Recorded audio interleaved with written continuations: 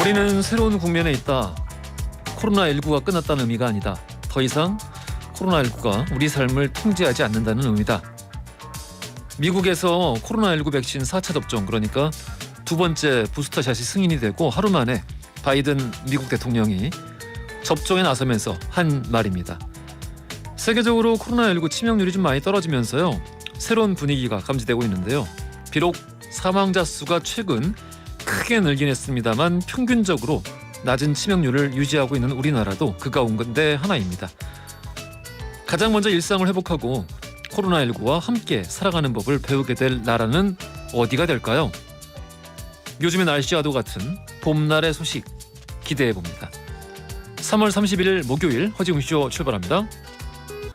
허지웅쇼 1부 첫 곡으로요, 신해철의 일상으로의 초대 듣고 왔습니다. 이게 얼굴이 가려요? 아니, 허지웅쇼 2주년 배너를 지금 마이크에 붙여놨는데 얼굴이 가린다고들 말씀하시네요. 떼야겠는데? 얼굴이 가려? 밖에서 보기 어때요? 괜찮아요? 뭐 이렇게 각도 때문에 요거 보는 라디오 어떻게 보이시는지 문자 좀 보내주시고요. 자, 임정현님, 봄비가 내리고 있어요. 코로나 치명률이 낮아져서 좋긴 하지만 마스크 편하게 벗고 일상생활 하는 날을 기다려봅니다 해주셨고요. 신경진님, 웅디, 저는 닭발 포장해서 집에 가요. 2달 만에 맥주 마실 거예요 해주셨습니다. 아이고, 맥주에 닭발 좋죠. 매운맛으로 사셨나요? 자, 여러분들 다양한 사연들 오늘 하루 또 어떻게 보내셨는지 보내주시면 4부에서 모아서 얘기해 볼 거고 엔딩송도 추천받고 있습니다.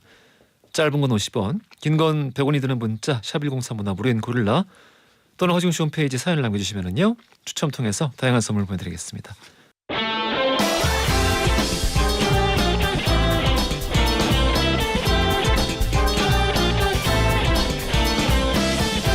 트렌디한 뉴스를 따라가 봅니다. 손이의 에, 허지웅의 지, 에지, 중지 뉴스. 컨텐츠 크리에이터 손희애 씨 나오셨습니다. 안녕하십니까? 안녕하세요. 3월 마지막 날이에요. 네. 벌써 1년 4분의 1 다 지나갔어요. 2022년이 벌써 1분기가 아니, 이렇게 생각하면은 예. 시간 진짜 너무 빠르지 않아요? 너무 빠른 4분의 거죠. 1이 지났다고 생각하면은. 난 아직도 2021년 아직 안 지난 것 같은데. 저도 가끔 날짜 쓸 때 예. 2021년이라고 쓰거든요. 아직도? 그러니까요. 근데 4분의 1 지났으면 이제 적응을 좀 해야 돼요. 놀라운 일입니다. 그러니까요. 첫 번째 헤드라인이 기쁜 소식이잖아요. 봄날의 어떤 그 신혼 부부네요. 이게 몽글몽글한 소식입니다. 첫 번째 헤드라인 들어가 보겠습니다. 네, 오늘의 첫 번째 소식은 드라마에서 만나 결혼까지 누가 있지?입니다. 네, 현빈, 손예진 커플이 오늘 3월 31일에 100년 가약을 맺었죠. 그래서 이 커플처럼 드라마에서 만나서 결혼까지 한 커플들 또 누가 있는지 한번 재미있게 얘기해 보도록 하겠습니다. 그렇군요. 오늘 결혼했어요? 사진 보셨어요? 무슨 사진? 못 보셨어요? 결혼 화보가 공개가 됐거든요. 전 정말 손잡고 이 정도면은 날개를 달고 두 분이 올라가셔야 되는 게 아닌가. 너무 아름다운 거예요. 너무 예뻐서. 네. 그렇군요. 심지어 예복도 두 분 다 흰색이어가지고 너무 예쁘더라고요. 그렇구나. 네. 근데 드라마에서 만난 거 모르신 분들도 보세요. 보셨죠? 너무 예쁘죠? 작가님이 사진을 띄워주셨거든요. 너무 예쁩니다. 그렇군요. 네, 드라마 사랑의 불시착에서 두 분이 만났죠. 네, 북한 장교 그리고 재벌 상속녀 로맨스로 사랑을 받았는데 네, 드라마 종영 한 달 후인 2020년 3월부터 교제를 시작해서 2년간의 열애 끝에 오늘 100년 가약을 맺은 거고요. 그러니까 이것처럼 드라마나 영화에서 호흡을 맞춘 연예인들이 실제로 연인 그리고 결혼까지 꼴이난 사례가 적지 않잖아요. 많죠. 그래서 우리가 또 세기의 커플이라고 부르기도 하고 이럴 때는 또 전 세계 대중의 관심을 받기도 하잖아요. 그래서 누가 있는지 한번 볼 텐데 혹시 웅디는 가장 먼저 생각나시는 분들이 어떤 분들인지. 브란젤리나. 예? 브란젤리나. 이혼하셨잖아요. 아니, 제일 먼저 기억하는 거 제일 먼저 기억나는 거 얘기하려면서요. 세기의 결혼이었지. 브래드 피트랑 안젤리나 졸리인데. 그렇죠. 예, 지금 그렇죠. 지금 이혼하시고 끊임없는 법정 소송 중이시더라고요. 그렇죠. 법정 소송이 언제 끝날지 모른대요. 삐 터지게 하시더라고요. 인생이 그런 거 아니겠어요? 인생론까지. 아니 우리나라에선 누가 생각나요? 아 우리나라요? 네. 최수종 하이라 오 맞아. 그렇죠. 인꼬 부부. 예. 맞아요. 저는 조금 더 위로 한번 가보겠습니다. 예. 톱스타 부부의 시초라고 할 수 있는 커플 신성일 엄앵란 커플. 신성일. 네.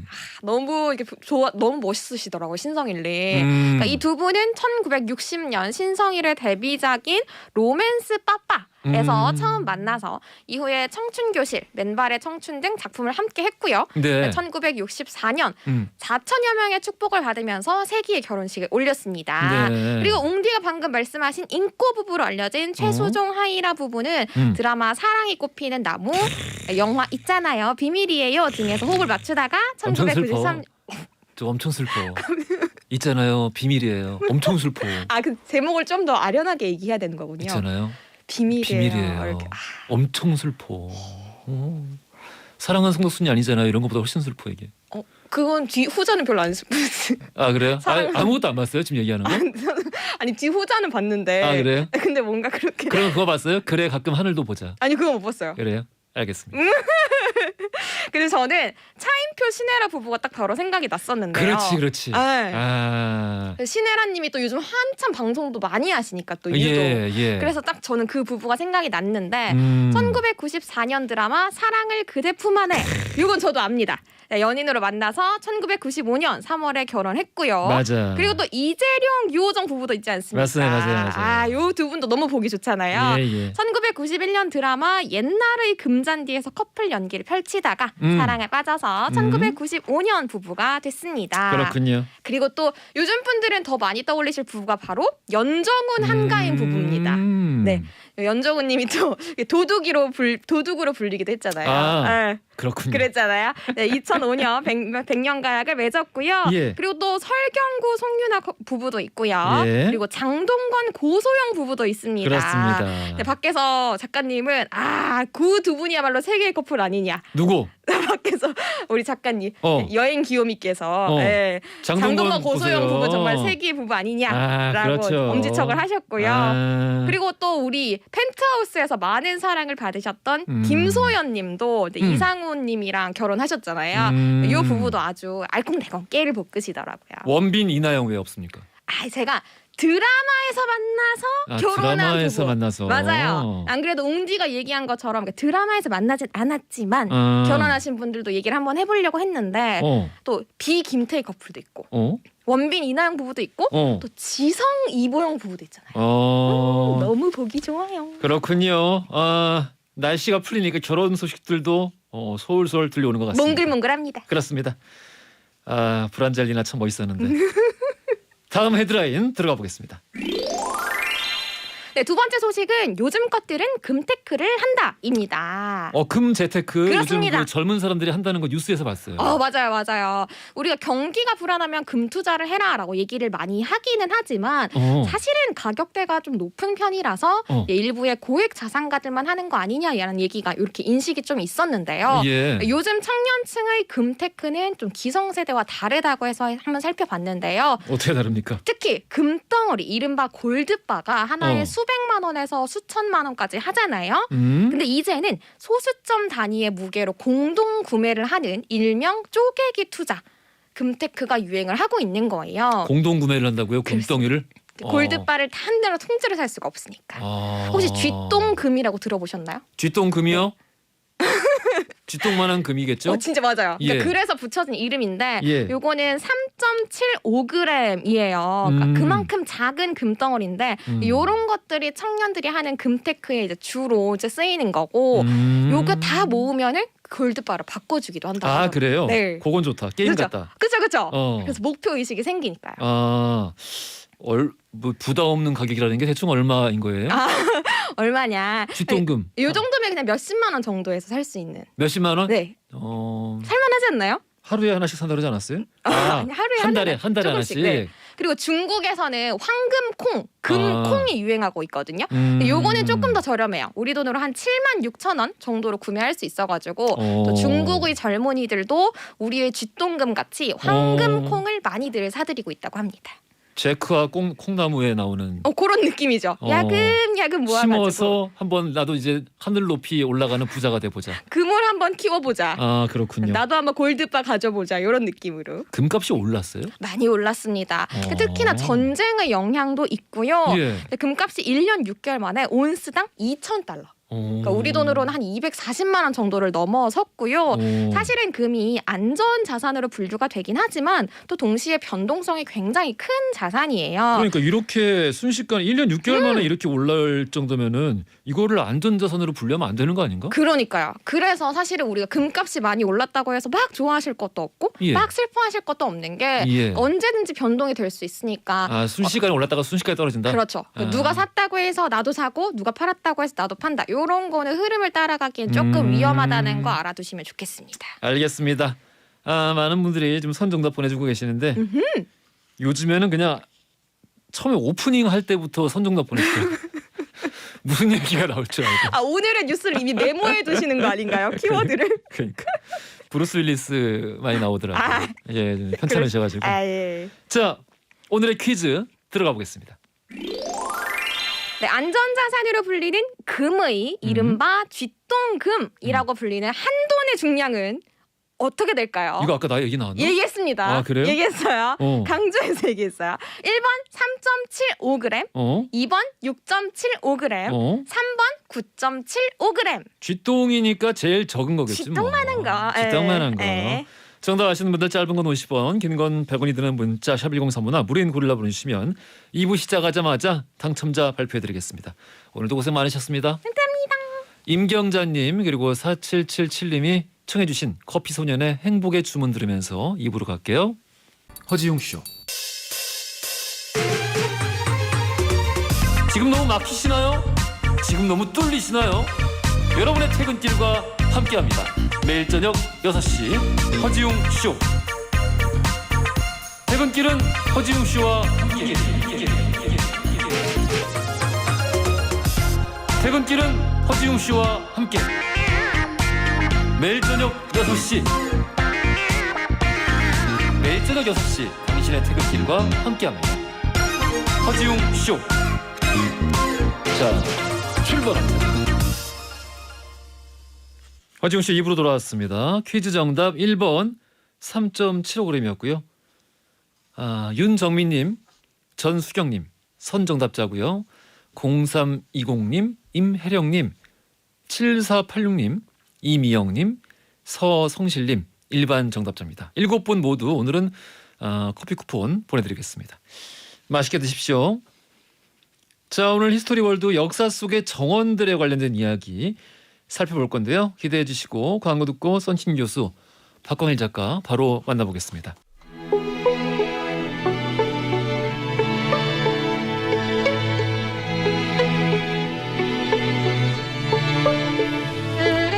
과거 속 역사를 통해 현재를 들여다봅니다. 히스토리 월드 역사행 전문가 역사 귀요미 박광일 작가님 나오셨고요. 안녕하십니까? 안녕하세요, 박광일입니다. 야사의 달인 역사 개그맨 썬틴 교수님 나오셨습니다. 안녕하십니까? 정원아 사랑해. 누구? 네? 누구? 약간 그 광고 패러디 한번 해본 거예요. 이게 대체 언제 거예요, 이게? 한 10년 됐죠. 아니 이영희님께서 우리 썬틴 교수님 앞머리는 비가 와도 자존심을 지키고 있네요. 비 와요 지금? 비 안 오는데요 지금요? 어느 목동에는 지방인지? 괜찮습니다. 괜찮죠 여기 지금? 네네네. 지금 이영희님 계신데 비 오나 봐. 지금 산발적으로 비 오는 데가 있고 안 오는 데가 있고 그렇더라고요. 아 그럼요. 제가 이마가 잘생겼어요. 그래서 이마를 좀 까야 돼요. 아 그래요? 훤하지 않습니까? 그래요. 불이 꺼져도 번쩍번쩍 환해요. 그래요. 그래요. 네. 자 오늘 주제가 역사 속의 정원인데요. 가든 정원 맞죠? 가든 네. 가든 얘기하는 거 맞죠? 가든 얘기하니까 80년대 때 갈비집 생각나네. 그러니까 그렇죠. 나도 말하면서 아차 싶었어. 말하면서 소갈비 먹고 싶다. 그렇죠. 80년대 그 땡땡 가든 굉장히 유명했잖아요. 냉면이랑. 네. 아이고 맛있겠다. 요것도 나중에 합시다. 가든이라 이름이 붙어진 유래가 또 있어요. 그렇지. 아무튼 오늘 역사 속 정원에 대한 이야기를 할 건데 어때요? 그 두 분 여행도 많이 다니시니까 두 분이 가보신 정원 중에 제일 기억에 남는 그 정원. 제일이라고 하기는 그런데요. 그러니까 정원에 대해서 그러니까 어쨌든 다니다 보면은 그러니까 확 들어오는 곳이 몇 군데 있어요. 그러니까 대표적으로 이제 프랑스 베르사유. 베르사유 정원이요? 네. 네, 화장실이 없어가지고 화장실도 없기도 하지만 워낙에 넓어서 그래서 안 가봤지만 좋을 것 같아요. 들어갈 때는 저기 걸어서 들어갔다가 나올 때는 거기 왔다 갔다 하는 전기차 있습니다. 돈 내면은 탈 수 있는 그거 전기차 타고 나와야 될 정도로 굉장히 크고 이제 운하가 이제 어떻게 보면은 굉장히 특색이 있고 예. 그다음에 그 정원의 저 끝에 보면은 앙뚜아네트가 꾸며놨다고 하는 시골 풍경의 목가가 이제 펼쳐져서 도대체 뭐지? 그러니까 이들의 어떤 바람이라는 게 뭘까라는 것들을 알듯하다가도 끝에 가서 또 모르게 되는. 그렇구만. 그래서 이 목가적인 분위기는 결국 자연으로 돌아가고 싶다라는 건데 예. 이러면 이거는 또 우리 동양의 무의자연 그다음에 이제 우리나라의 정원과는 조금 다른 개념의 원림 뭐 이런 거하고 연결이 되는 게 아닌가 뭐 이런 생각이 들기도 했습니다. 그렇군요. 선킹 교수님은 어디가 뭐 제일 인상 깊었습니까? 일단은 그 오늘 중국 정원들 얘기를 하는데 저는 가지 않습니다. 입지도 않고 사지도 않습니다. 하지만 예전에 갑자기 뜬금없이 무슨 소리예요 갑자기? 저기 카가와현 예전에 그 카가와현에 나카마스라는 동네가 있는데 거기 보면 이제 리스린 정원이라고. 야 예. 전 가지 않습니다. 입지도 않고요. 아 예. 거기 보면은 이제 일본 정원의 그 최고봉은 가레산스이라고 해가지고 그렇죠. 예. 이게 계속 뭐 긁어주는 거 그거 얘기하는 건가요? 물을 사용하지 않고도 이 뭐랄까 연못을 연출한 걸. 영화 속에서 많이 봤어요. 그렇죠. 자갈과 모래를 이용해서 이제 물결을 만드는 거. 예. 그게 극치를 볼 수가 있죠. 그렇죠. 교토 일대 가면 이제 용안사, 류안지라고 하는 곳이 대표적이죠. 그래서 거기 이제 가레산스이는 이제 어떻게 보면은 뭐 그걸 호랑이라고도 하고 섬이라고도 하고 하면서 거기다 여러 가지 산수에 대한 어떤 이미지를 만들어냈는데 예. 일종의 이제 선종하고 연결이 되면서 그들의 어떤 정신 세계를 거기에 표현한다라고 하는 굉장히 인위적인 모습입니다. 그 정말 좋은 포인트예요. 그러니까 일본 정원은 젠 부디즘이라고 하는 그 선종의 네. 정신을 담았고, 네. 그러니까 중국 같은 경우는 대부분 도교, 우리가 말하는 그 이제 그 복례산, 방장산, 그 영주산이라는 이런 그 도교의 정신을 담았고, 그래서 지금 그 일본에 있는 그 가레산스이 정원을 가보면 그거를 이제 만든 그 젠 부디즘 선종 스님이 계세요. 네. 그 무소 소새끼라고 해가지고 무소소새끼. 그 스님께서 다 디자인하신 그 정신이 담아 있습니다. 그렇군요. 그렇죠. 그래서 이제 성함이 좀. 그래서 그러니까 그러니까 아시아에서는 일본, 그다음에 이제 유럽에서는 프랑스가 이제 정원을 잘 만든다고 하는데 예. 사실 이제 우리나라 답사를 다니다 보면은 이 정원이라는 개념이 굉장히 적용하기가 어렵게 나타납니다. 특히 이제 조선 시대로 오면은요. 조선 시대로 오면은 그러니까 고려 이전만 해도 굉장히 많은 정원들이 있었다라는 기록이 있고 유적이 남아 있어요. 유적이 있다. 대표적인 게 그 유명한 사적 1호 안압 저기 포석정이요. 포석정. 그러니까 사실은 거기가 이제 제사 지내는 공간이라고 하지만 그 제사 이후에 연회를 베풀 수 있는 정원이 만들어졌고 그 정원에 그 유명한 유상곡수연. 그래서 술잔이 물에 따라서 그렇지. 쭉 흘러가면서 머물면 그때 뭐 시 한 잔, 예. 시 한 수 읊고 술 한 잔 마시고 하는 그런 공간이 만들어져 있었거든요. 그리고 그 바로 옆에 동네. 그러니까 이제 경혜왕이 왜 굳이 거기서 잔치를 벌였겠느냐. 잔치가 목적이면 더 큰 월지 중심에 동궁이 있으니까. 그리고 익산에 가면은 왕궁리 유적이라고 있는데 경복궁에 한 반 정도 되는 규모의 그 건물터가 있습니다. 근데 그중에 3분의 1을 인공적인 정원을 만들어 놨어요. 중국에서 돌을 수입해 가지고 물이 흐르도록 만들어 놓은 네. 그러니까 무왕 때 만들어 놓은 그런 공간들이 있거든요. 그러니까 여기에서는 정원이 딱 눈에 들어오는데 조선 시대로 들어오면은 정원이 어딨지? 찾게 돼요. 왜 저 복일도 있잖아, 복일도. 이제 복일도 이제 부용동 원림이라고 하는 곳이 있거든요. 예. 이제 그런데 기본적으로 조선 시대에는 정원이 여러 면에서 이제 발달하지 않았던 부분들이 있는 거죠. 조선 시대에도 포석정 쓰지 않았나요? 포석정 거의 안 쓰죠. 안 이미 써요? 이제 폐허가 됐고요. 아 그래. 발굴된 지 얼마 안 됐어요. 네. 아. 그리고 이제 정원의 정자가 뜰이라는 뜻이잖아요. 예. 뜰이라는 뜻인데 이 뜰에 그러니까 우리나라로 치면 마당에 해당하거든요. 예. 마당에다가 뭔가를 인공적인 모습으로 자연의 어떤 요소들을 표현을 해야 되는데 문제는 한국의 한옥은 이 마당을 비워놔야 돼요. 왜 장독대 때문에? 여기가 이제 사람들이 모이는 공간이에요. 그러니까 운동장이구나. 네, 그래서 이제 평소에 이제 사람이 몇 명 없을 때는 왔다 갔다 하는 통로처럼 보이지만 예. 예를 들어 제사를 지내거나 장례식을 치르거나 하면은 이 마당까지 써야 되거든요. 그 여기다가 꽃을 심어놓고 연못을 파면은 뭘 쓸 수가 없어요. 그럼 집 밖에 정원을 만드는 일단 말이 안 맞는 거죠. 그러니까 우리는 보통 그걸 건물의 영역 안에 만들어야 정원이 되는데 집 밖에 만들면 공원이지 뭐. 그렇죠. 그러니까 굳이 남을 위해서 거기다 만드는 것이 의미가 있겠느냐라는 생각을 하게 되고 더 큰 문제는 이제 일본의 도쿄 도교나 교토를 가게 되면은 유명한 정원들에 가면은 굉장히 흥미로운 표가 있습니다. 1월부터 12월까지 꽃이 쭉 피는 게 표시가 돼 있어요. 무슨 꽃이 피는지. 그러니까 1월 달에 매화가 피고 2월 달에 뭐가 피고 해서 12월까지 꽃이 피니까 그거를 살펴라. 이런 표들이 있거든요. 문제는 우리나라는 한 6개월 동안 꽃이 안 펴요. 서울 기준으로. 그러니까 물론 매화 같은 것들이 좀 일찍 피긴 하지만 예. 정말 꽃이 뭐 한 8, 9월 되면은 이제 국화 마지막으로 안 보이거든요. 그러니까 꽃이 없는 정원이라는 것도 또 애매하고. 그렇구나. 그러니까 이제 이 조선시대에 들어와서 이 정원 대신에 역발상을 하게 됩니다. 그 역발상의 가장 대표적인 공간이 창덕궁 후원이죠. 창덕궁 후원. 그러니까 다른 나라에서는 자연의 모습을 우리 집 앞에 집 안에다가 만들어 놓는다면 우리는 그 속으로 들어가자. 자연으로 들어가자. 자연으로 들어가자. 그래서 필요할 때 쓰자라고 해서 창덕궁 후원에 가지고 있는 가장 큰 가치는 뭐냐면 100개의 정자입니다.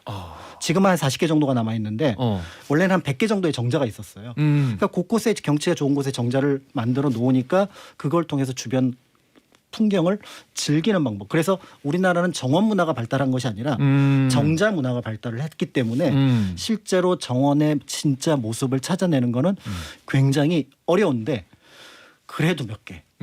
앞에서 말씀하셨던 이제 복일도 부용동 원림이라든지 담양의 소세원이라든지. 근데 아주 적게 있다. 예, 그래서 그 사례가 굉장히 드물기 때문에 그래서 이제 우리는 귀하게 여기고 또 그 의미가 뭔지를 이제 파악해가는 작업들을 하게 되는 거죠. 아니 우리 박광일 작가님께서는 일본을 잠깐 그 설명을 해주시면서도 가지 않습니다, 사지 않습니다 이런 말씀 안 하시는데 썬킹 교수님은 왜 굳이 했을까요? 이렇게 격렬하게 반응하는 격렬한 부정이야말로 이런 분들이 사실 이게 지금 바지 내리면 안에 혼도시 입고 있고 그런 거 아니겠습니까? 뭔 소리 아닙니까? 제가 다 국산이고요. 다시 한번 말씀드리자면 저는 모든 옷을 다 동대문에서 사요. 왜? 보물 1호기 때문에. 솔직히 말하세요. 일본에서 온 스파이 같은 거 아니에요? 제 머릿속에는 항상 머리가 뭐가 생각하는 줄 알아요? 대한독립만 세요. 이러다 살을 날릴 것 같은데. 아, 다 진짜. 알겠습니다. 정원이 어떻다고요? 정원이? 예. 아 그러니까 이제 중국 정원은요. 예. 그 이제 이게 다시 도쿄로 넘어와가지고 중국 정원 뭐 우리가 알고 있는 이화원 베이징에 예. 또 원명원 지금은 다 폐허가 된 상태지만 원명원 또 뭐 수저우에 가면 뭐 이 졸정원 뭐 유원 등등등 여러 정원들이 있어요. 중국 정원에 가면 반드시 있는 게 있습니다. 뭐냐면 도교에 3개의 산 성스러운 산이 있다고 해요. 신선에 살고 있다고 해서 복례산, 방장산, 영주산. 아마 우리나라 정원도 그게 차용이 됐을 거예요. 네. 오 몰라. 그래가지고 이 뭐라고 할까 자기 집 앞에 예. 그 사택 원림이라고 해서 예. 자기 개인 정원들을 만드는데 우리가 그 신선들이 살고 있는 산에 갈 수가 없잖아요. 그래서 인공적으로 연못을 판 다음에 그 위에 3개의 산을 인공적으로 만들어요. 저기 복례산, 방장산, 영주산 신선들이 살고 있다인데 대부분 그 산을 뭘로 만드냐면 태호석이라는 그 돌로 만드는데 울퉁불퉁한 돌이죠. 그 중국 여행 가시면은 약간 시멘트 같이 울퉁불퉁 구멍 뻥뻥뻥뻥 뚫린 현무암 아니에요? 네? 현무암? 아니 이 석회로 된 태호석이라고 해요. 태고석. 저기 중국 그 수저우에 가면은 태호라고 해서 엄청 큰 호수가 있어요. 서울시만한 호수인데 그 안에서 석회가 풍화 작용으로 구멍이 뻥뻥뻥뻥뻥 뚫린 그 태호만의 돌이 있어요. 이게 태호석인데 엄청 비싸겠죠. 강이 지금 나오는데 그 되게 특이하게 생겼네요 돌이. 그러니까 이게 굉장히 귀해요. 네. 특히 이제 뭐 항주 비싸겠다. 수저 뭐 상해 근처 강남 수양에서는 바로 앞에 태우니까 끄집어 오내 가지고 이걸로 그 삼신선산을 만들 수 있지만 저 위에 베이징이라든지 북쪽에서는 이거를 실어 달라야 되잖아요. 굉장히 비싸요. 이게 뭐 어떤 수석 같이 관상용이 아니라 실제 이제 쓰려고 자재로 이거로 신선이 살고 있는 산을 만드는 거예요. 그럼 맞네. 관상용이네. 좀 맞습니다. 큰 수석 같은 거네. 네, 그러니까. 근데 이걸 가지고 예를 들어 베이징 이제 그 자금성 안에는 산을 만들었죠. 네, 저거 돌을 쌓아가지고. 저돌을 쌓아가지고. 그 이제 어화원이라는 데가 있는데 네. 그 베이징 그 자금성 안에 들어가면은 중국에서 가장 큰 태호석이 한 덩어리가 있어요. 쌓고 해가지고 얼마나 크길래? 어하원 안에 있는 그런 산 한 15m짜리 산인데 이 위에 정자가 하나 있어요. 여기가 후궁들이 살고 있던 정자였거든요. 어이구. 그러니까 뭘 하냐면 후궁들이 언제 황제가 자기들한테 올지 모르니까 예. 위에서 망을 보고 있는 거예요. 언제쯤 와서 내가 승은을 입을 수 있을까? 망을 본다고요? 그리고 뭘 하고 있었길래 망을 봐. 그래서 이 태호석이 참 중국 역사에 많이 등장하는 게 뭐냐면 예. 송나라 이제 북송의 마지막 실질적인 마지막 황제 이제 휘종이라고 있지 않습니까? 휘종. 정치는 몰랐어요. 전 예술만 좋아해요. 이 휘종이 그렇게 태호석에 꽂혔었어. 그 채경이라고 그때 그 약간 탐관 그렇죠. 그 권력자가 네. 무조건 태호에서 건져내는 그 아름다운 태호석은 다 휘종한테 갖다 바친 거예요. 예, 그냥 컬렉터였네. 정치를 하기 이전에. 결국에는 뭐냐면 이 태호석 때문에 북송이 망한 거예요. 그렇지. 이 돌 하나에 또 이런 얘기가 얽혀 있군요. 중국은 근데 진짜 땅덩어리가 넓다 보니까 우리나라보다는 정원 문화가 많이 발달했을 것 같은데. 그 정원 얘기 나온 김에 이제 저는 이제 수저우 쪽으로 우리 박 작가님 많이 가셨겠지만 그 항저우 수저우라고 해가지고 중국엔 이런 말이 있거든요. 하늘에는 천당이 있고 땅에는 항저 소주가 있다. 그만큼 아름다운 동네예요. 특히 수저우 같은 경우에는 강남 수양이다 보니까 베니스 같이 모든 동네가 다 수로로 연결돼 있어요. 배로 이동할 수가 있어요.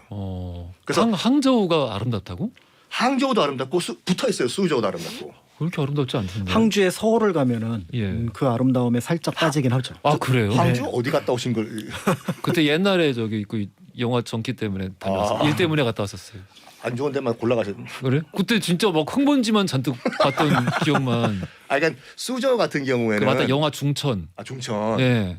중천? 정우성 씨 나온 거? 정우성 김태희 나왔던. 쫄딱 망한 거. 그때 그 저기 영화 제작할 때 촬영 현장 취재하러 갔었는데 그때 아무것도 없던데 허허벌판. 마음이 좀 외로워서 그랬을 거예요. 그래요?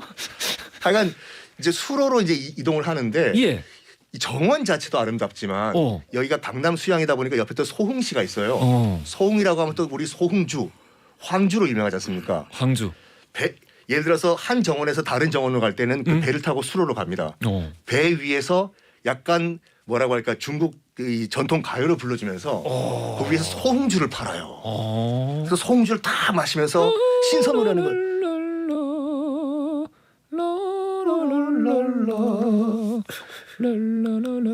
무슨 노래지 그거? 소강호. 소강호구나. 네. 그래서 BGM을 깔아줬는데 빨리 얘기를 하라고. 자 하나만 딱 말씀드릴게요. 이 수저우에 가면은 뭐 졸정원 등등 여러 정원들이 있지만 저는 개인적으로 베스트 레코멘데이션은 호구를 꼭 가보시라. 호구? 호구라고 호구 잡혔다가 아니라 그 오나라의 함려 왕 아시죠? 함려 에너지. 예예예. 네. 무슨 소리야? 함려의 묘가 예. 있는 곳이 호구인데 함려의 아들이 이제 오부차 왕이었잖아요. 오부차 왕. 이제 아버지를 장례를 지내는데 이 장례를 지내고 3일 후에 백호 호랑이가 와가지고 딱 아버지의 능을 지켜줬다 해서 호랑이 언덕이라고 호구예요. 여기 보면은 뭐라고 할까 중국의 모든 그 고전에 나오는 그런 그 요소들이 다 있어요. 일단 호구에 딱 들어가자마자 뭐가 있냐면 시검석이라고 해서 그 오나라 왕 함려가 칼 매니아였거든요. 예. 칼을 만들자마자 이게 정말 날카로운 칼이가 시험을 해보겠다. 바위를 딱 쳐가지고 바위가 발라지면 좋은 칼. 이렇게 콜렉션을 했다고 하는데 그때 무려 2000 몇 년 전에 이 오나라 왕 함려가 칼로 내리쳤다고 해서 갈라진 바위가 있어요. 여기가 시검석이다라고 사진 찍는데 딱 보니까 드릴 자국이 이렇게 있어. 말이 안 되는데. 그리고 또 함려 왕이 묻혀 있다는 곳은 왜 그래요? 이런 유적들 어차피 저기 문화대혁명 때 다 불태우고 깨부숴가지고 없어졌잖아요. 그러니까 물론 뭐 홍위병들이 다 없앤 거를 지금 남아 있는 거 다 조작 아니야? 잘 복원했어요 지금. 복원을 했어요? 드릴로요? 그러니까 검지라고 있는데 예. 검지 손가락이 아니라 예. 그 오나라 왕 함려가 그렇게 뭐라고 할까 이 칼 매니아라고. 매니아예요. 예. 그래서 죽었을 때 3000개의 칼을 갖고 있었대요. 그래서 죽기 전에 마지막 유언이 이 3000개의 보검을 나와 함께 묻어달라. 그 3000개의 검이 하나하나가 다 보검이야? 보검이었어 이걸요. 야. 묻었는데 예. 나중에 이제 그 이제 진시황과 오나라의 손권이 그 얘기를 들은 거야. 함려가 죽을 때 3000개의 보검과 함께 묻혔다. 진시황도 파보고 손권도 파봤는데 못 찾은 거예요. 너무 많이 파가지고 그것이 연못이 돼가지고 칼의 연못 검지가 되었다. 이게 그러니까 내가 한 말이 아니에요. 중국에서 분명히 역사 코너인데 성킹 교수님 얘기할 때는 이게 뭔가 이제 BGM이 땅에 깔려야 될 것 같고 뭔가 깔려.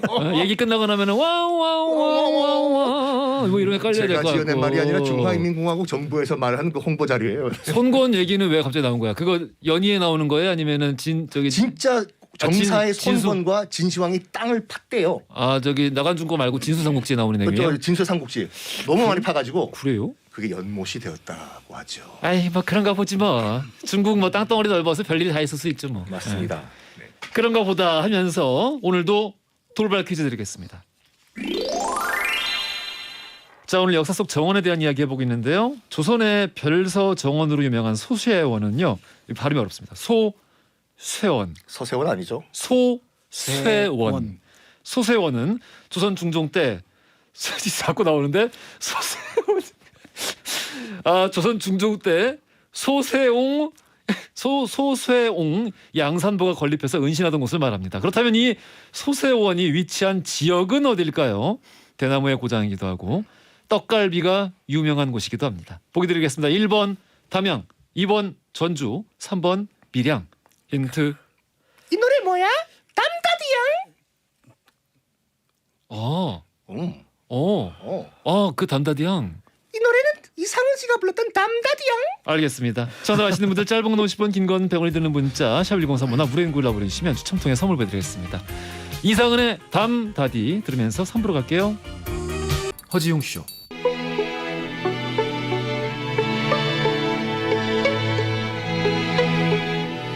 허지용 쇼 3부로 돌아왔습니다. 자 오늘 히스토리 월드 박광일 작가 성킹 교수 모시고 역사 속의 정원에 관련된 이야기 오늘 해보고 있는데요. 히스토리 월드 팟캐스트로도 언제나 어디서나 함께 하실 수 있습니다. 편하게 즐겨주시면 되겠고요. 자 이번엔 또 어떤 이야기로 들어가 볼까요? 구체적으로 원림의 사례를 하나 좀 살펴보면 좋을 것 같아요. 네. 그래서 아까 잠깐 얘기해놨던 복일도 부영동 원림. 복일도. 예, 이제 꿈 같은 곳이라는 표현을 쓰는데요. 복일도 예쁘지. 그러니까 우리나라가 이제 그러니까 정원이 많지 않다라는 것에 약간 실망하실 필요는 없습니다. 그 이유는 우리나라 국토가 정말 예뻐요. 우리나라 국토가 예쁘다. 네, 그래서 아기자기하고 산이 많으니까. 예. 사실은 그래서 지난 시간에 잠깐 말씀을 드렸던 것처럼 산이 많아서 그 산 사이사이의 공간들이 새로운 어떤 장면들을 만들어냅니다. 야, 이거 되게 예쁘다. 예, 여기 이제 세연정 일대가 되는데요. 그래서 이제 윤선도가 이제 우리가 알고 있는 것처럼 굉장히 열혈의 어떤 그 시조 시인이기도 하고 또 정치인이기도 한데 이분이 이제 널리 알려진 것처럼 병자호란 때 이제 해남에 살고 있었습니다. 그런데 이제 임금을 도와주러 가야겠다라고 가다가 이미 이제 이쪽에서 그 강화도가 함락이 됐고 또 얼마 지나지 않아서 남한산성에서 항복했다는 얘기를 듣고 낙심을 한 겁니다. 나 세상 사람 얼굴 볼 자격이 없다. 어떻게 내가 임금의 신하된 자로서 어떻게 국록을 먹은 자로서 그럴 수 있느냐라고 해갖고 이제 자연에 묻혀서 안 나올 생각을 하고 어디로 가냐면은 제주도로 배를 돌렸어요. 그런데 제주도로 가는 길에 뜻밖의 저기에 섬 하나가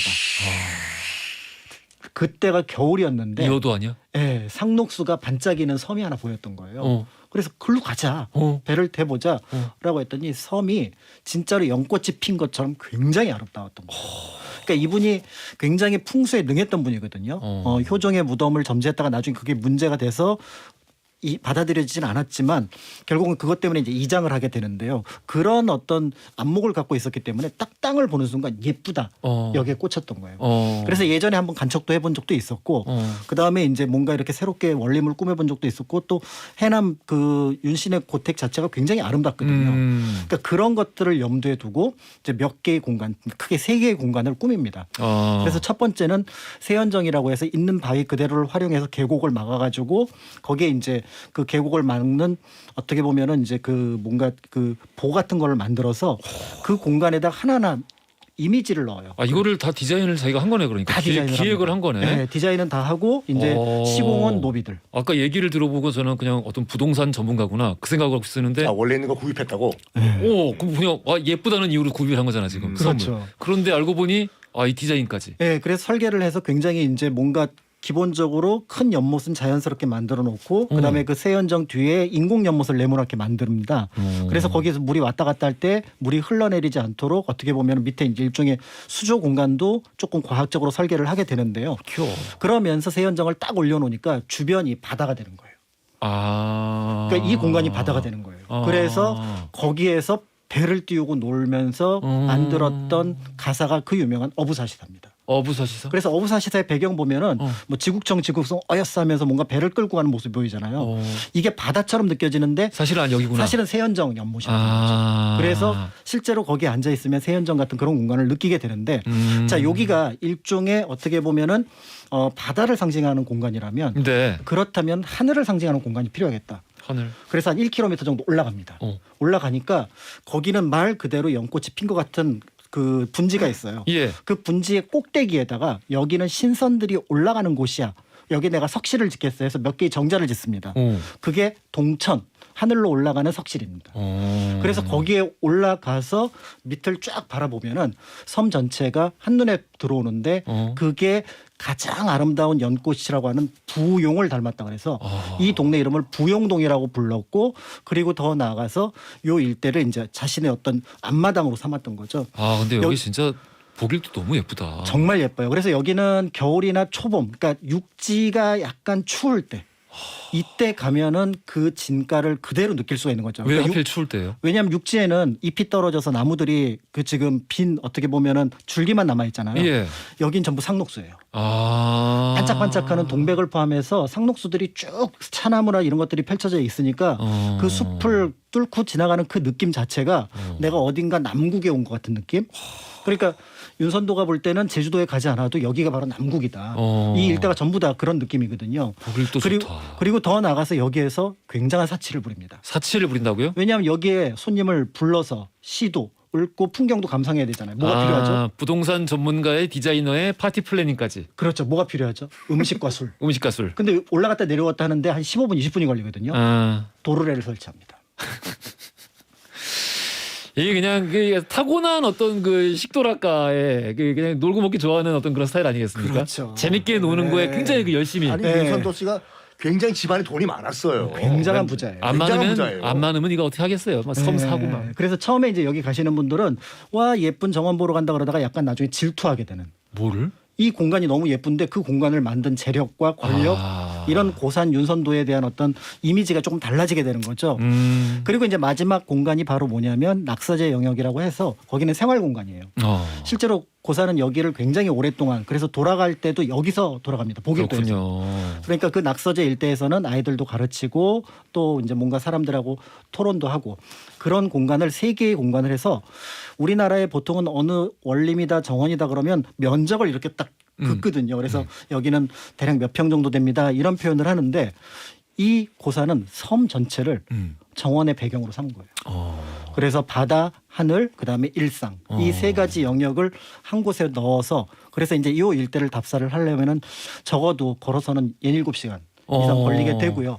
그 걸어 다니면서 우리가 몰랐던 우리나라의 섬 보길도라는 곳의 아름다움에 이제 푹 빠지게 되는데요. 지금 사진 이렇게 보고 있는데 되게 한국 같으면서 한국 같지 않아요. 그렇습니다. 그래서 이 생경함이 어디서 오는 거지? 네, 그래서 이게 이제 남국이 보여주는 어떤 좀 두드러진 어떤 자연의 모습, 그다음에 동그란 어떤 자연의 모습이고요. 실제로 보길도 섬 자체가 굉장히 예뻐요. 중리해수욕장도 그렇고 예송리해수욕장도 그렇고 굉장히 예뻐서. 어때요? 섬이 커요? 섬이 큽니다. 우리나라에서 16번째인가 되는 큰 섬이에요.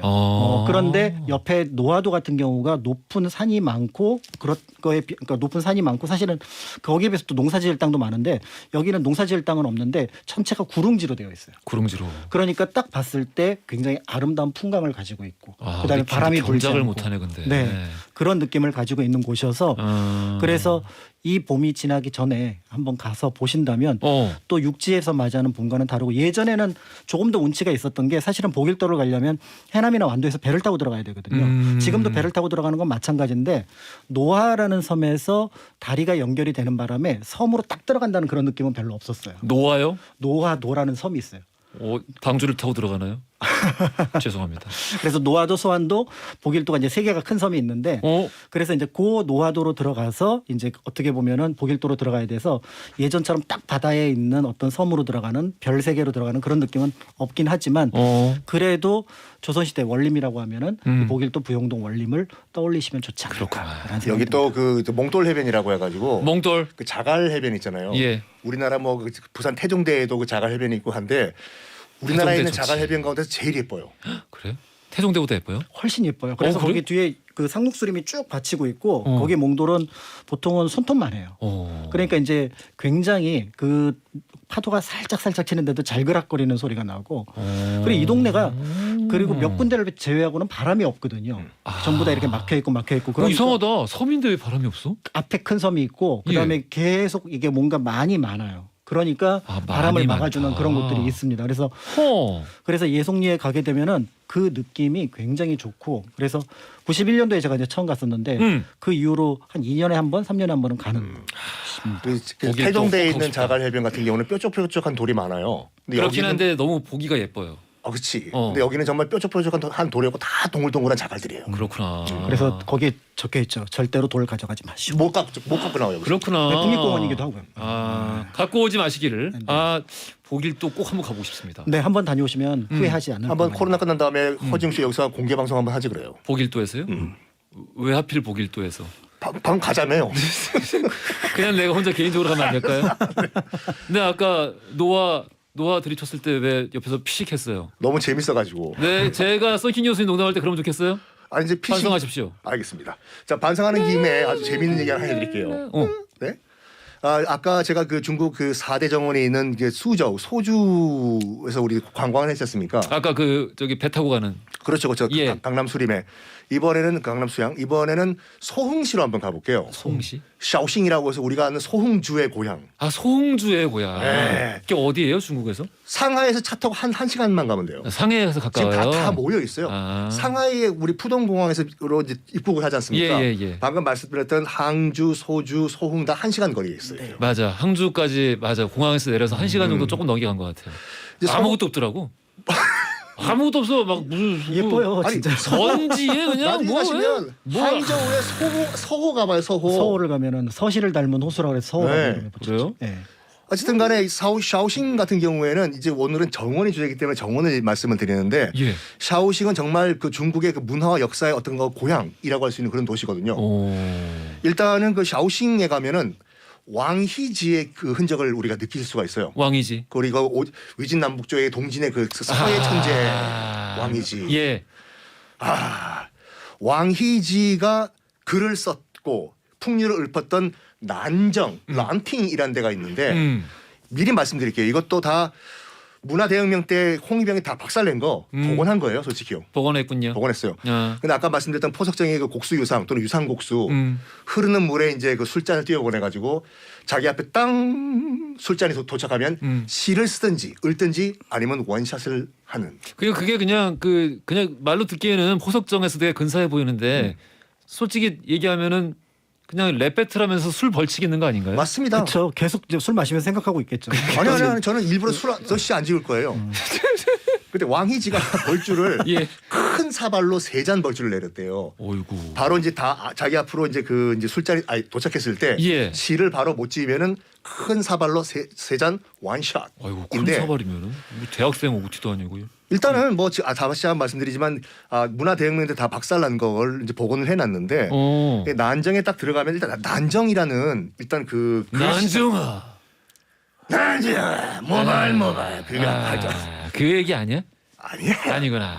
난정이 남아있긴 남아있어요. 이게 걸륭제가 썼던 난정이라는 그 이제 돌에 비가 남아있는데 이게 문화대혁명 때 홍위병이 두동강을 내버렸네. 왜 다 깨부쉈겠지 뭐. 그러니까 지금 시멘트로 붙여놨어요. 그거를 그대로 붙여놓은 거예요? 붙여놨는데 중간에 가운데 있는 조각을 못 찾은 거예요. 그 중간은 비어 있어 그게. 근데 진짜 이거 쪼갠 애들도 대단하다. 이걸 어떻게 여기 나와 있네. 중간에 비어 있다니까 이게. 이게 학생들이 역시 이게 패기와 어떤 그 힘이 넘치니까 이런 걸 막 쪼개는군요. 그렇죠. 또 붙여놓은 사람도 대단한 거예요. 그건.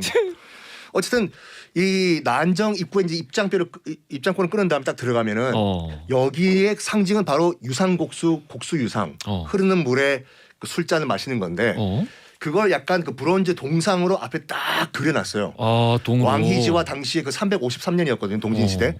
그때 같이 이제 술을 마시고 여기 나와 있네.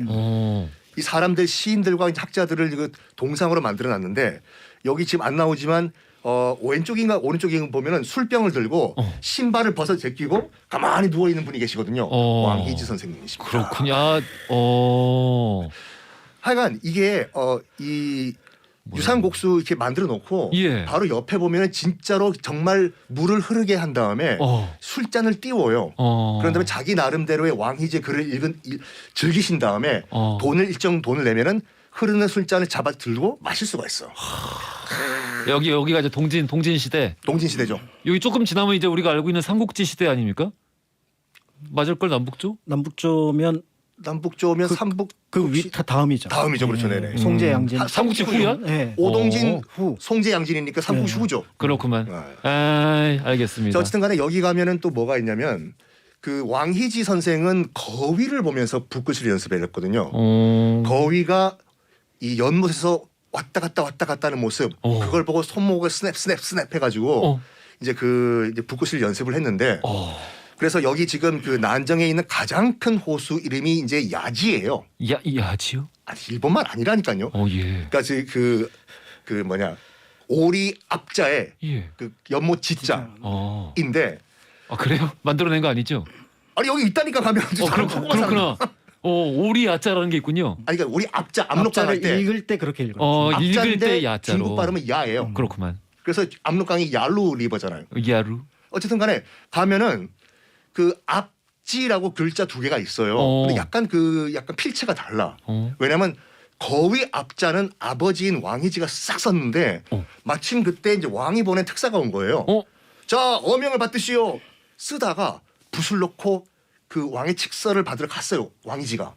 근데 거기 옆에 있던 8살짜리 왕이지의 아들 왕헌지가 있었거든요. 아니 내가 그럼 써야지 해서 연못 지자를 8살짜리 아들이 쓴 거예요. 찌찌찌찌찌. 8살짜리 애가 어쩌다 목소리가 저렇게 됐을까. 그러니까 지금 보면은 이것도 전설이지만 위에는 압지인데 위에는 압자는 아버지가 쓴 거고 밑에 있는 지자는 아들이 썼다. 말도 안 돼. 8살짜리가 쓴 거 치고 너무 잘 썼잖아.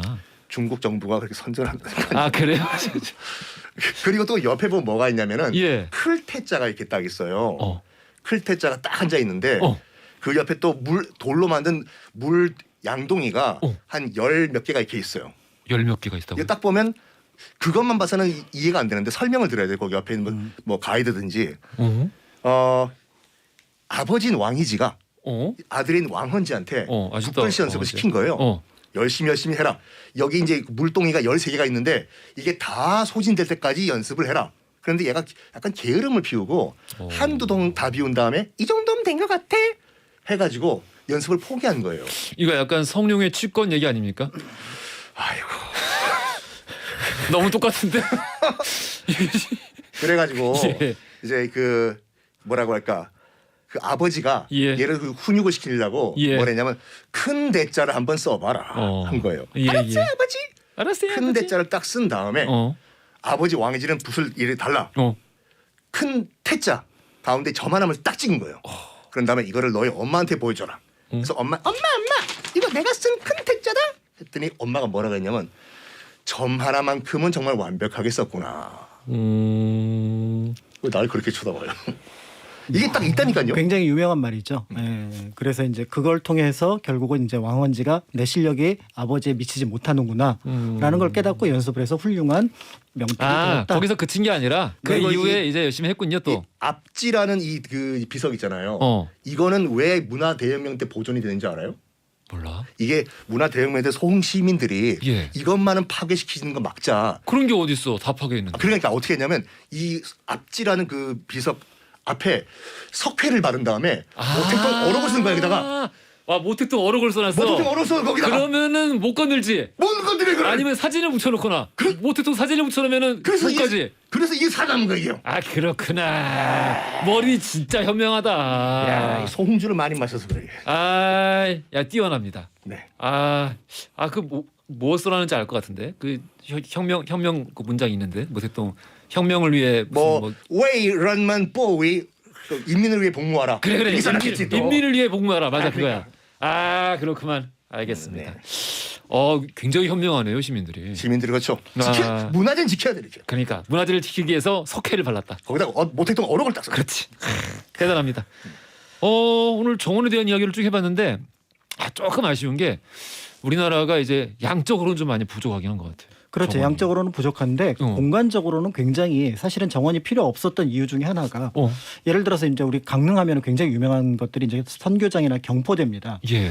근데 선교장 같은 경우는 99칸짜리 이제 한옥으로 이제 굉장히 유명하잖아요. 맞아요. 많이 얘기 들어봤어요. 근데 왜 그 집 이름이 선교장이냐면 그 집에 강릉의 그 경포대 일대의 사람들이 예를 들어 각 곳곳에 집이 있거든요. 활례장이라든 활례장 말고 이제 뭐 다른 이제 그 집들이 있거든요. 그럼 거기서 그 집으로 올 때 배를 타고 와요. 지금 경포보다 넓이가 2배 이상 넓었거든요. 아이고. 그러니까 그런 공간을 활용을 하면은 자연스럽게 정원이 필요하지 않은 그런 느낌이 되는 거고요. 그래서 오히려 그 일대에다가 이 전체를 바라볼 수 있는 곳이 뭐냐면은 여기에 언덕 위에다가 정자 하나를 세우는 거예요. 아, 그러니까 이제 그 자연을 갖다가 자신의 정원 삼는 그렇죠. 이런 게 이제 많았군요. 그래서 그걸 이제 보통 끌어들인다 그래서 이제 경치를 끌어오는 차경이라는 표현을 쓰는데요. 차경? 네, 그래서 경치를 빌려오는 겁니다. 빌리 차자의 경치 경자. 네, 그렇게 해서 경치를 빌려오게 되고 거기에서 거닐며 소유하는 것. 그게 이제 사실은 성리학에서 보면은 뭔가 자연의 이치를 계속 살피다 보면은 거기서 이치를 깨닫는다, 원리를 깨닫는다. 경물치지라는 말에서 이제 시작이 되다 보니까 가능하면 자연을 손을 대지 않는 거죠. 그래서 똑같이 도교의 흔적이 남아 있지만 중국에서는 성리학의 흔적이 조금 약해진 반면 조선에서는 그런 것들이 강해지다 보니까 오히려 거기에 뭔가 크게 변화를 줘서 하는 것보다는 자연 그 자체를 즐기는 것이 좋을 것 같다라고 생각을 했고 그러다 보니까 굉장히 이제 뭔가 아름다운 공간들을 이제 자신들이 활용을 했고요. 그것을 알지 못했던 시기에 이미 그거를 본능적으로 알았던 사람들이 승려들입니다. 승려들. 네, 그래서 이제 우리가 알고 있는 부석사 같은 경우 무량수전 배열린 기둥을 바라보는 것도 좋지만 사실은 거기서 기대 서서 바라봐야 백두대간에 쭉 흐르는 산줄기가 한눈에 들어오거든요. 그게 그렇게까지 보여요? 그럼요. 그래서 거기에서 바라보는 그 장면을 딱 보는 순간 세상에 무슨 정원을 얘기를 할 것이며 세상에 뭔가 꾸밈을 얘기를 할 것인가라는 것들이 거기서 말하는 호연지기가 그냥 한눈에 쫙 들어오는 거죠. 내 집안에 작은 정원 만들어 놓고 이 만족하는 것보다. 그렇죠. 그래서 결국은 우리가 알고 있는 어떤 건축물을 정원을 만든다기보다는 어떤 건축물을 어디에 세울 건가. 이게 우리나라의 발달을 하게 되면서 잘 보시면 절터나 아니면 이제 서원이 있는 곳을 보면은 굉장히 그 자리 자체가 좋았다라는 것들을 그런 것들을 확인할 수가 있습니다. 그렇군요. 아유, 오늘 정원 이야기 정원 얘기 재밌겠어요 했는데 역시나 재밌었습니다. 오늘 대단했습니다. 봄에 가야죠. 지금 막 꽃이 피고 있습니다. 여기서. 난 개인적으로 보길도 가고 싶어. 보길도도 괜찮고요. 지금 화엄사 홍매화 피어서 정신 없고요. 지금 그렇습니다. 야, 봄이군요. 자, 돌발 퀴즈 정답 1번 담양이었고요. 당첨자 명단은 선고표란에 올려놓겠습니다. 히스토리월드 역사 속 정원에 대한 이야기 지금까지 박광일 작가, 썬킴 교수였습니다. 감사합니다. 감사합니다. 네, 감사합니다. 허지용 쇼.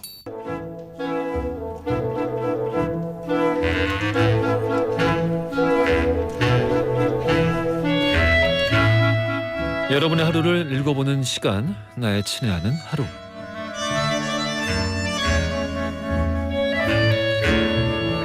자, 여러분들 오늘 하루 어떻게 보내셨을지 문자 하나씩 보겠습니다. 0509님, 안녕하세요 옹디. 처음 글을 남겨봅니다. 작은 김밥집을 남편과 함께 운영하고 있어요. 모든 일상이 똑같은 방향으로 걷고 있어서 봄이 왔는지 겨울이 왔는지 계절을 못 느끼고 지나왔네요. 남편과 벚꽃놀이도 아이들과 여름 휴가도 부모님이랑 단풍 드라이브도 눈 오는 설경도 다 다녀보고 싶어요. 이런 여유의 시간이 찾아올까요? 다시 힘을 내봅니다 해주셨어요. 다 가실 수 있습니다. 조금만 기다리시면 되지 않을까요? 저는 진짜 희망적으로 보고 있습니다. 올 가을 되기 전에 이런 거 좀 다닐 수 있는, 그리고 지금 김밥집 하는 우리 0509님 뿐만 아니라 다른 자영업자분들도 조금은 시름 덜을 수 있는 그런 시기가 빨리 올 수 있지 않을까, 그런 희망 가져봅니다. 같이 힘내보시고요. 문자 보내주셔서 감사합니다. 선물 보내드릴게요. 박도훈님, 40대까지는 나름 넓은 마음의 소유자라고 생각을 했는데 쉰이 되고부터 주변을 보니까 제가 참 어리숙했구나 싶습니다. 저보다 나이 많은 분들이 하는 이야기가 전처럼 지루하지 않고요. 오히려 이해가 되어서 놀라는 중입니다 라고 보내주셨어요. 어떤 대목에서 그런 걸 느끼셨을까? 이게 그런 것들이 있죠. 근데 뭐 사실 근데 이런 얘기들은 저도 뭐 나이 먹으면서 전과 달리 다시 한번 새로 고쳐서 생각하는 것들이 있을 때 이런 종류의 생각을 하게 되긴 하는데 이게 뭐 꼭 나이에 따라서라기보다는 어떤 경험이나 어떤 혹은 사유의 어떤 폭이나 깊이나 이런 것들 때문에 좀 달라지는 게 아닌가라는 생각이 좀 들기도 하고 그렇기도 한데 사실 이런 얘기 많이 해봤자 그 닥치기 전에는 다들 모르는 것 같아요.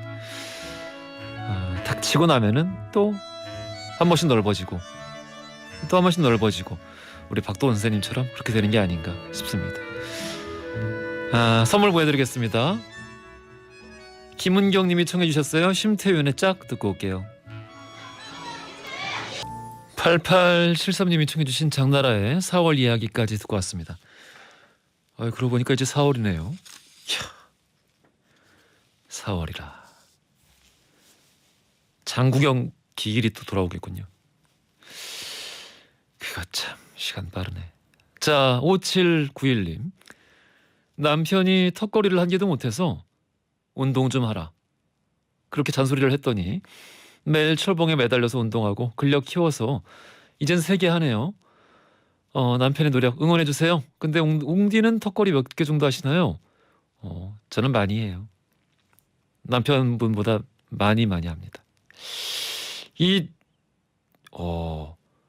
이 3개 하셨으면은 금방 될 거예요. 많이 응원해 주십시오. 턱걸이 되게 좋은 운동이에요. 근데 너무 무리하지 마시고요.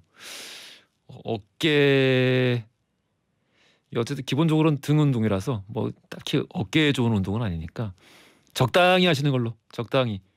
하지만 뭐 그 하루에 뭐 한 10개, 12개 10개씩 3세트 이렇게 딱 하실 정도로만 연습하시고 그 이후로는 그렇게 유지하시면 좋지 않을까 싶습니다.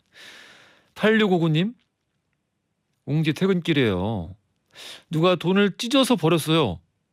이건 아닌데 돈을 소중히 여겨야 하잖아요. 우리 웅냥이 분들은 이러지 말아요 하면서 사진을 같이 보내주셨는데 이게 뭐야? 누가 1,000원짜리를 이렇게 놀라운데요. 이거를 왜 이렇게 찢어놨을까요? 뭔가 사연이 있을까? 아무 이유 없이 이걸 이렇게 찢어놨을 리는 없는데 뭔가 이야기가 있을 것 같기도 하고 궁금합니다. 아무튼 이러면 안 되죠. 당연히 그러면 안 되죠. 8659님 놀라셨나 봐요. 사진도 이렇게 찍으셔가지고 선물 보내드리겠습니다. 3890님이 청해주신 유리상자의 사랑해도 될까요? 그리고 3271님이 청해주신 여행 스케치의 운명 듣고 올게요. 내일 난세에 가는 있는 날이죠. 기대 많이 해주시고 오늘의 엔딩송 박경훈님이에요. 내일이 장구경님이 떠난 날인데 믿고 싶지 않을 것 같아서 하루 먼저 신청해봅니다. 발이 없던 새 하얀 런닝을 입고 흐느적거리던 그의 모습이 그립네요. 이젠 곧 제가 그의 나이를 넘어설 것 같아서 서글픕니다. 장구경의 A Thousand Dream of You 신청합니다 해주셨어요. 그러네요. 발 없는 새 아비정전 대사죠. 세상에 발이 없는 새가 있다지 평생 단 한 번 땅에 내려오는데 그건 새가 죽을 때야. 시간이 참 빠릅니다. 자, 박경훈님 선물 보내드릴게요. 자, 이 노래 들으시면서요 저는 내일 저녁 6시 5분에 다시 찾아뵙겠습니다. 지금까지 허중이었습니다. You thrilled me from the start. You brought the spring again.